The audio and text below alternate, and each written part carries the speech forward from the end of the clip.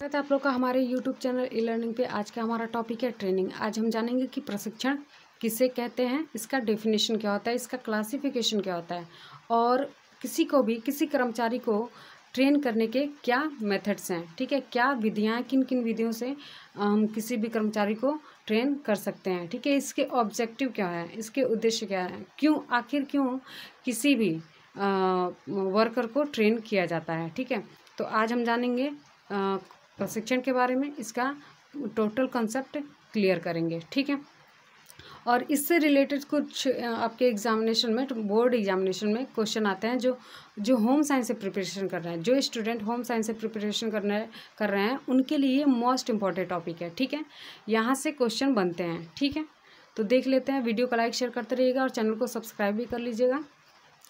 तो देख लेते हैं प्रशिक्षण से रिलेटेड क्वेश्चन। ठीक है, जो आपके एग्जामिनेशन में एवरी ईयर पूछे जाते हैं। ठीक है, तो प्रशिक्षण से आप क्या समझते हैं। पहला है, प्रशिक्षण से आप क्या समझते हैं।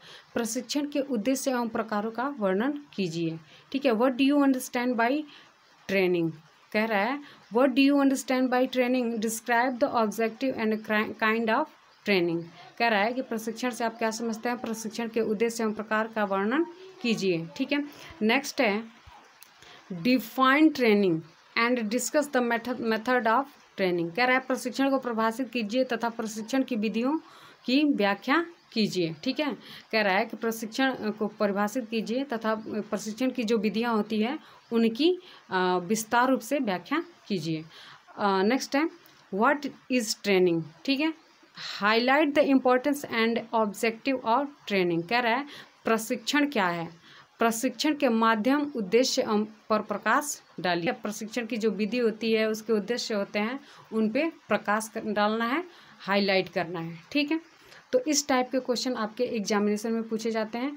और ये जो भी टॉपिक है, ये अगर आपका कॉन्सेप्ट क्लियर रहता है, प्रशिक्षण का जो कॉन्सेप्ट है अगर वो आप क्लियर कर लेते हैं तो इससे रिलेटेड जैसा भी क्वेश्चन एग्जामिनेशन में आता है आप आसानी से उसे हल कर सकते हो। तो इस वीडियो में हम इसी कॉन्सेप्ट को क्लियर करने वाले हैं। ठीक है, ताकि आपका एग्जामिनेशन आसान हो सके। ठीक है, यहाँ से आप नोट्स भी बना सकते हैं आसानी से।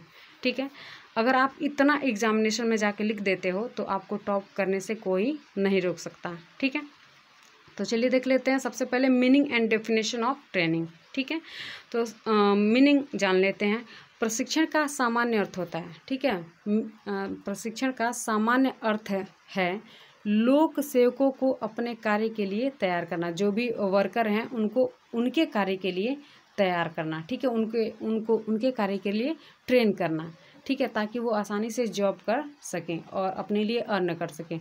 जब एक अधिकारी की कुशलता, शक्ति, बुद्धि एवं दृष्टिकोण को एक निश्चित दिशा में सशक्त करने का प्रयास किया जाता है तो वह क्या कहलाता है, वो प्रशिक्षण कहलाता है। ठीक है, शब्दकोश के अनुसार, शब्दकोश का कहना है कि प्रशिक्षण का अर्थ किसी विशेष कला, कार्य या व्यवसाय में निर्देशन तथा अनुशासन है। और प्रशिक्षण क्या है, तो किसी विशेष कला या कार्य या व्यवसाय में निर्देश तथा अनुशासन है, ये शब्दकोश का कहना है। ठीक, परिभाषा देख लेते हैं।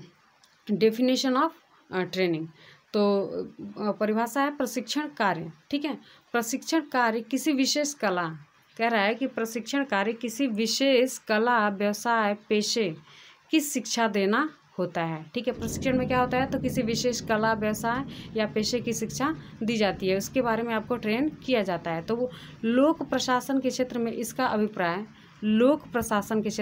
अभिप्राय थोड़ा सा चेंज हो जाता है।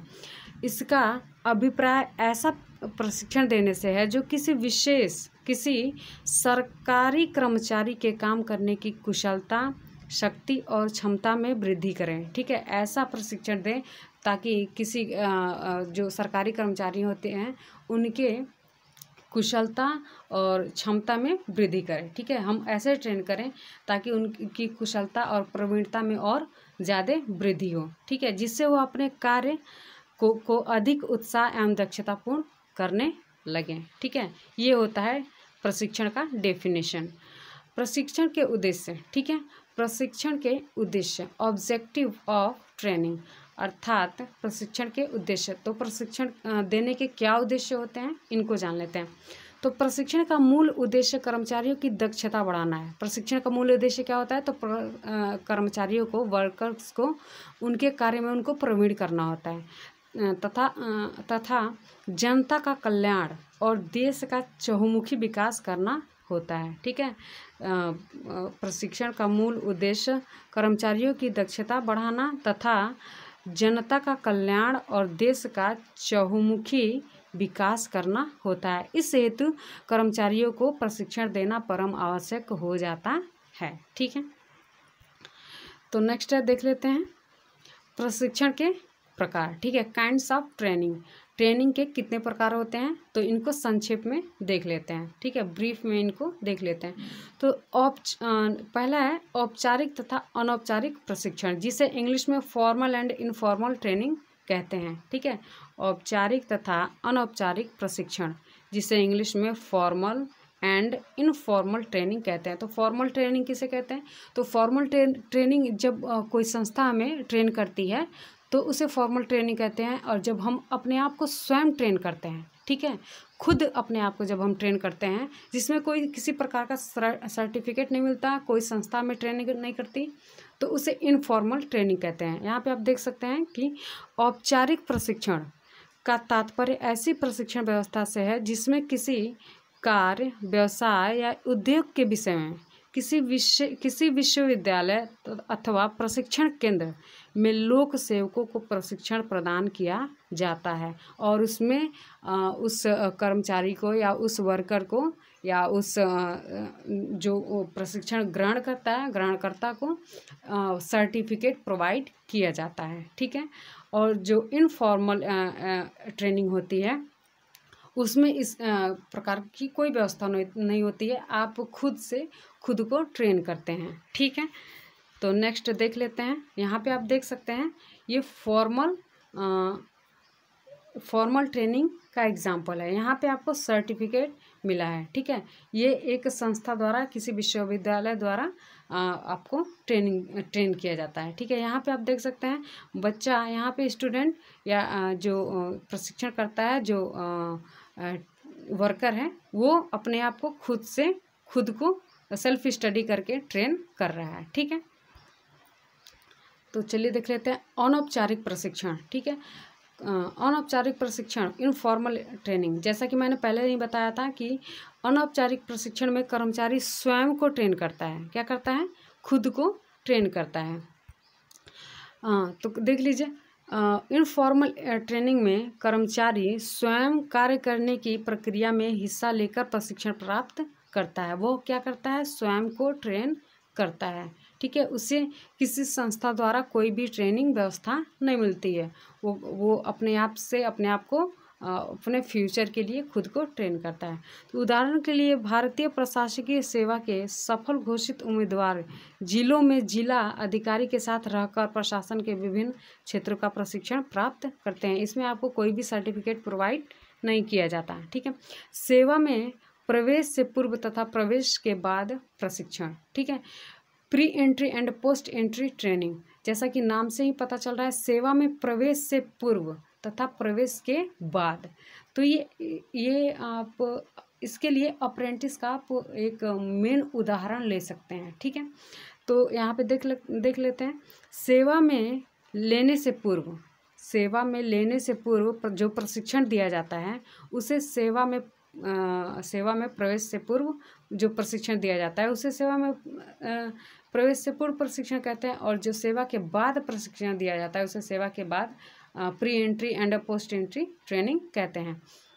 तो देख लीजिए, यहाँ पे सेवा में लेने से पूर्व प्रशिक्षण में उत्तीर्ण उम्मीदवारों को सरकार द्वारा अनेक व्यावसायिक तथा तकनीक प्रशिक्षण केंद्रों में प्रशिक्षण दिया जाता है। ठीक है, जब हम कोई भी, जैसे अभी जेईई का एग्जामिनेशन हुआ है, जॉइंट एंट्रेंस एग्जामिनेशन जो हुआ है, वो क्या है, वो सेवा से पूर्व प्रशिक्षण है। उसमें आपने टेस्ट दिया, फिर उसके बाद आपका वो टेस्ट अगर आप निकाल लेते हैं तो आपका एडमिशन होगा और फिर आप फॉर्मल ट्रेनिंग करेंगे। ठीक है, वो क्या था, वो इनफॉर्मल, उससे पहले जो आपने अपने आप को ट्रेन किया वो इनफॉर्मल ट्रेनिंग थी, और जब आपको किसी संस्था द्वारा जब आपका एडमिशन हो जाएगा तो वो संस्था ट्रेनिंग देगी, तो वो आपका फॉर्मल ट्रेनिंग कहलाएगा। ठीक है, तो सेवा में लेने से पूर्व प्रशिक्षण में उत्तीर्ण उम्मीदवारों को सरकार द्वारा अनेक व्यावसायिक तथा तकनीक प्रशिक्षण केंद्रों में प्रशिक्षण दिया जाता है। ठीक है, जैसे अप्रेंटिस ITI इंजीनियरिंग एंड चिकित्सा महाविद्यालय। ठीक है, ITI ये अतिशयोक्ति थोड़ा सा हो गया, यहाँ पे आप अप्रेंटिस ही ले सकते हैं। ठीक है, इंजीनियरिंग वही है, चिकित्सा महाविद्यालय में इस प्रकार की ट्रेनिंग दी जाती है। ठीक है, अब है अल्पकालीन एवं दीर्घकालीन प्रशिक्षण। ठीक है, short term and long term training. ठीक है, तो ये शॉर्ट टर्म जो ट्रेनिंग होती है वो बहुत ही अल्प समय में, अर्थात कुछ कम समय में, बहुत ही कम समय में, 1 हफ्ते या 1 मंथ ले सकते हैं, इतने में ही जो वर्कर होते हैं उनको ट्रेन किया जाता है। और जो दीर्घकालीन होता है वो कुछ समय के लिए, कुछ साल 2 साल के लिए उसको ट्रेन किया जाता है। जैसे आप UPSC की तैयारी वालों को देख सकते हैं, ये अपने आप को क्या करते हैं, तो 2 साल 3 साल 4 साल तक अपने आप को ट्रेन करते हैं, जब तक वो क्वालिफाई नहीं कर जाते हैं। जैसे नीट के जो एस्पिरेंट हैं, जो JEE के हैं, जो UPSC के हैं, जो ये जो ट्रेनिंग लेते हैं, जो अपने आप को ट्रेन करते हैं, इनफॉर्मल ट्रेनिंग जो लेते हैं वो कुछ दिनों तक लेते हैं। ठीक है, कुछ सालों तक लेते हैं, जब तक वो क्वालिफाई नहीं कर जाते हैं, तो इसको दीर्घकालीन प्रशिक्षण के नाम से जाना जाता है। तो यहाँ पे देख लीजिए, अल्पकालीन प्रशिक्षण में अल्प अवधि में प्रशिक्षण देने का प्रशिक्षण देने का प्रयास किया जाता है। कब, तो अल्प अवधि में, बहुत ही कम समय में। इस प्रशिक्षण में केवल अनिवार्य विषयों का ज्ञान कराया जाता है। ठीक है, इस प्रशिक्षण में क्या होता है, टाइम कम रहता है, तो इसलिए जो अनिवार्य विषय होते हैं उनका ज्ञान कराया जाता है। ठीक है, उदाहरण के लिए लेखा प्रशिक्षण, ठीक है, अकाउंट ट्रेनिंग अल्पकालीन या ठीक है, ये अति अल्पकालीन होता है। ये ट्रेनिंग अति अल्पकालीन 1 हफ्ते या 1 महीने के लिए दिया जाता है। ठीक है, फिर आपको जॉब में ले लिया जाता है। दीर्घकालीन प्रशिक्षण दीर्घावधि तक दिया जाता है, मतलब कुछ समय तक दिया जाता है, कुछ सालों तक दिया जाता है, जिससे प्रत्येक विषय के संबंध में ज्ञान हो सके। ठीक है, जैसे उसे प्रत्येक विषय में, उसमें क्या था, तो उसमें कुछ अनिवार्य जो सब्जेक्ट थे उनमें हमने ज्ञान प्राप्त किया। अब जो दीर्घकालीन प्रशिक्षण है, इसमें जो प्रशिक्षण करता है उसको प्रकांड नॉलेज हर एक टॉपिक पे, हर एक सब्जेक्ट पे होना होता है या वो करता है। ठीक है, जिससे प्रत्येक विषय के संबंध प्राप्त हो सके। जैसे प्रशासकीय सेवा प्रशिक्षण दीर्घकालीन होता है, जो प्रशासकीय सेवा प्रशिक्षण होता है वो दीर्घकालीन प्रशिक्षण होता है।